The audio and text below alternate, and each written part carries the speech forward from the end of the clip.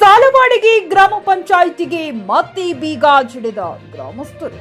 ವಿಜಯಪುರ ಜಿಲ್ಲೆಯ ತಾಳಿಕೋಟೆ ತಾಲೂಕಿನ ವ್ಯಾಪ್ತಿಗೆ ಬರುವ ದೇವರ ಹಿಪ್ಪರಗಿ ಮತಕ್ಷೇತ್ರದ ಬಂಡೆಪ್ಪನಹಳ್ಳಿ ಸಾಲವಾಡಿಗೆ ಗ್ರಾಮ ಪಂಚಾಯತ್ನ ಗೊಂದಲಗಳು ಮುಗಿದು ಅಲ್ಲಿಯ ಸಮಸ್ಯೆಗಳು ಪರಿಹಾರವಾಗುವಂತಹ ಲಕ್ಷಣಗಳು ಕಂಡುಬರುತ್ತಿಲ್ಲ.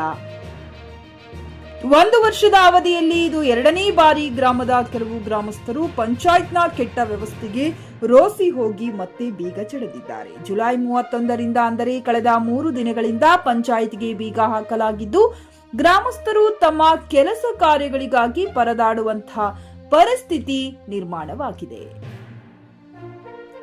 ಗ್ರಾಮ ಪಂಚಾಯತ್ ಸದಸ್ಯ ವಿಶ್ವನಾಥ್ ಜಹಗೀರ್ದಾರ್ ಅವರು ಮಾತನಾಡಿ, ಗ್ರಾಮ ಪಂಚಾಯತ್ ಪಿಡಿಒ ಅವರ ಕಾರ್ಯವೈಖರಿಗೆ ನಾವು ರೋಸಿ ಹೋಗಿದ್ದೇವೆ. ಎಲ್ಲ ಅಭಿವೃದ್ಧಿ ಕಾರ್ಯಗಳು ನಿಂತು ಹೋಗಿವೆ.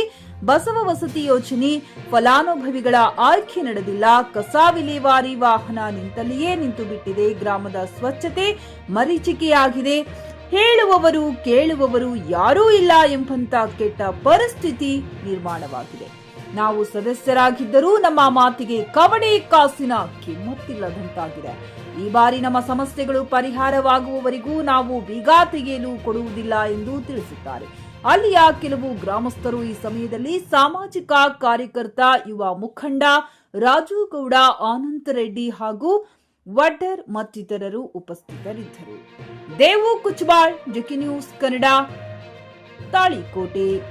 ಅನಿವಾರ್ಯ ಅಕ್ಕಿ ಮೇಡಮ್ ನಮ್ಮ ಮಾತೇ ಕೇಳಲ್ಲ, ಅನಿವಾರ್ಯ ಆಗ್ಯದ. ಈಗ ಹೆಂಗೈದಂದ್ರೆ ನಮ್ಗೆ ಕುದಿ ಬರ್ಲಂಗೆ ಇದೆ.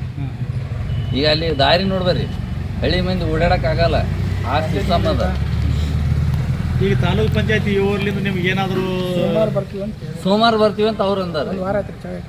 ಚವೆ ಹಾಕಿದ್ರೆ 1 ವಾರ ಆಯ್ತು ಬರಕ್ತಿಲ್ಲ. ಯಾರು ಸೋಮವಾರ ಬರ್ತೀನಿ ಅಂತ ಹೇಳ್ಯಾರ. ಇನ್ನ ಹೇಳ್ಯಾರ, ಆಶ್ವಾಸನೆ ಕೊಡ್ತಾರ. ನಾನು ಆಶ್ವಾಸನೆ ಕೊಟ್ರ ಸಂಬಂಧ ಇಲ್ಲದು, ಆಶ್ವಾಸನೆ ಕೊಡ್ಬೇಕು ಯಾಕ್ರಿ? ಈ ಮೇಡಮ 3 ವರ್ಷ ಐತಿ, ಈಗ ಮನಿಗಳು ಬಂದಾವು, ಯಾವ ಮಾಡಕ್ಕೆ ತಯಾರಿಲ್ಲ. ಈಗ ನೀವು ಏನು ಬೀಗ ಹಾಕಿರಲ್ರಿ, ಅಂತಿಮವಾಗಿ ನಿಮ್ಮ ಕೊನೆಯ ಬೇಡಿಕೆ ಏನದ? ಈ ಬೀಗನ ತೆಗೆದು ನಮ್ಮ ಸರಳವಾಗಿ ನಡಿಬೇಕಂತಂದ್ರ ಮನೆ ಏನಕ್ಕೆ ಅಂದ್ರೆ ದಾರಿ ಮಾಡ್ಸನ್ರಿ. ಅವು ಬಸವದಳದ ಮನಿಗಳದಾವು, ಅವು ಮಾಡ್ಸನ್ ಎಲ್ಲ ಊರು ಸುದ್ ಮಾಡ್ಕೊಂಡು ಹೋಗಂತ. ನಾವೇನು ಅದಕ್ಕೆ ದೊಡ್ಡ ಬೇಡಿಕೆ ಇಲ್ಲ. ನೀವು ಗ್ರಾಮ ಪಂಚಾಯತಿ ಸದಸ್ಯರದಿರಿ, ಆ ಒಳಗಿನ ವ್ಯವಸ್ಥೆ ನಿಮ್ಗೆ ಗೊತ್ತಿರ್ತದ ನಾ ಕೇಳಾಕತ್ತೀನಿ. ಇಲ್ಲಿರುವಂತ ಸಿಬ್ಬಂದಿಗಳಿಗೆ ಏನದ ಅವ್ರ ಸಂಬಳ ಅದು ಕೊಡಾಕತ್ತಿಲ್ಲ, ಮಾಡಾಕತ್ತಿಲ್ಲ, ಅದನ್ನು ಕೊಟ್ಟಿಲ್ಲ. ಎಷ್ಟು ಮಟ್ಟಿಗೆ ಸರಿ ಅಂತ ಅಲ್ಲ, ಅದನ್ನು ಸರಿ ಇಲ್ಲ.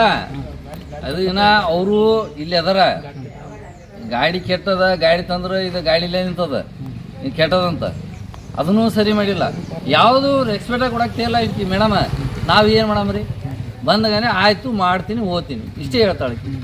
ಒಟ್ಟಾರೆ ಏನದ ಗ್ರಾಮ ಪಂಚಾಯತಿ ಇವ್ರು ಬಂದ ನಂತರ ಯಾವ ಕೆಲಸ ಅಭಿವೃದ್ಧಿ ಇಲ್ಲ, ಆಕಿ ಬಂದಿಂದ ಅಭಿವೃದ್ಧಿನೇ ಇಲ್ಲ, ಕೆಲಸಗಳು ಆಗಾಕತ್ತಿಲ್ಲ, ಒಟ್ಟ ಇಲ್ಲ.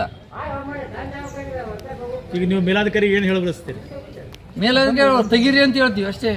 ಮೇಲಧಿಕಾರಿ ತೆಗೀರಿ ನೋಡ್ರಿ, ರೆಸ್ಪೆಕ್ಟ್ ಕೊಡ್ದು ಹೇಳ್ತೀವಿ. ನಾವೊಂದು ಸದಸ್ಯರದಿ ನೋಡ್ರಿ, ಅವ್ರು ತೆಗೆದು ಕೇಸಿ ಸುದ್ದಿ ಮಾಡ್ರಿ, ಮಾಡಿ ಕೇಸಿ ನಮ್ಮ ಊರು ಗ್ರಾಮ ಪಂಚಾಯತಿ ಒಂದು ಒಳ್ಳೇದು ಮಾಡ್ರಿ. ಇದು ಯಾವ ಗ್ರಾಮ ಪಂಚಾಯತಿಗೆ ಅದು ಗೊತ್ತಂತ ನೋಡಮ್ ಹೇಳ್ರಿ ನೀವು. ಸುವರ್ಣ ಗ್ರಾಮ ಅಂತ ಆಗ್ಯದ. ಸುವರ್ಣ ಗ್ರಾಮದಾಗ ಸುವರ್ಣ ಗ್ರಾಮ ಅಂದ್ರೆ ಹೆಂಗಿರ್ಬೇಕು? ಅದು ಹೆಂಗಿರ್ಬೇಕು ಹೇಳ್ರಿ? ಚಲೋ ಇರ್ಬೇಕು. ಅಂಥದ್ದು ಇಲ್ಲ ಇವತ್ತು ಮಿತಿಗೆ. ಅಂಥದ್ದು ಇಲ್ಲ ಅಂತಂದ್ರೆ ನಾವು ಈ ಸದ್ ಮೆಂಬರ್ ಇದ್ರು ತಪ್ಪನೇ. ಸುವರ್ಣ ಗ್ರಾಮ ಇರ್ಬೇಕಿದು. ಸುವರ್ಣ ಗ್ರಾಮ ಅಂದ್ರೆ ಅಗ್ದಿ ಚಂದ ಮಾಡ್ಬೇಕು. ಏನು ಚಂದ ಮಾಡ್ಯಾರ ತೋರ್ಸಂತೇಳಿ ಮೇಲಧಿಕಾರಿಗಳಿಗೂ ನಾವು ಕೇಳ್ತೀವಿ. ಮೇಲಧಿಕಾರಿಗಳಿಗೆ ಸುವರ್ಣ ಗ್ರಾಮ ಅಂದರೆ ಹೆಂಗಿರ್ತದೆ? ಸುವರ್ಣ ಕೊಡ್ದ ಒಂದು 20 ಅಡಿ ಒಂದು ಕೊಡ್ತಾರಿಲ್ರಿ? 20 ಅಡಿ ಒಂದು ಕೊಡ್ತಾರೆ. ಅಂಥದ್ದೇ ಇಲ್ಲ ಇವತ್ತಿನ ಮಿತಿಗೆ. ಮತ್ತು ಈ ಮೇಡಮ್ನ ಏನು ಮಾಡಲ್ಲ, ಮತ್ತು ಅವರು ಸುವರ್ಣ ಅಂತ ಸುಮ್ಕೋತಾರಂತ. ಇವ್ರು ಹೆಂಗಂತ ನಾ ಅರ್ಥ. ಈಗ ನೀವು ಗ್ರಾಮ ಪಂಚಾಯತಿ ಸದಸ್ಯರದೇನ್ರಿ? ಇಲ್ರಿ, ಮೆಂಬರ್. ಅದೇ ಮೆಂಬರ್ದೇ, ಗ್ರಾಮ ಪಂಚಾಯತ್ ಮೆಂಬರ್ ಅದಿರಿ. ಈಗ ನಿಮ್ಮ ಹೆಸರೇನ್ರಿ ಸರ್? ವಿಶ್ವನಾಥ್ ಜಾಗೀರ್ದಾರ್, ಗ್ರಾಮ ಪಂಚಾಯತ್ ಸದಸ್ಯ.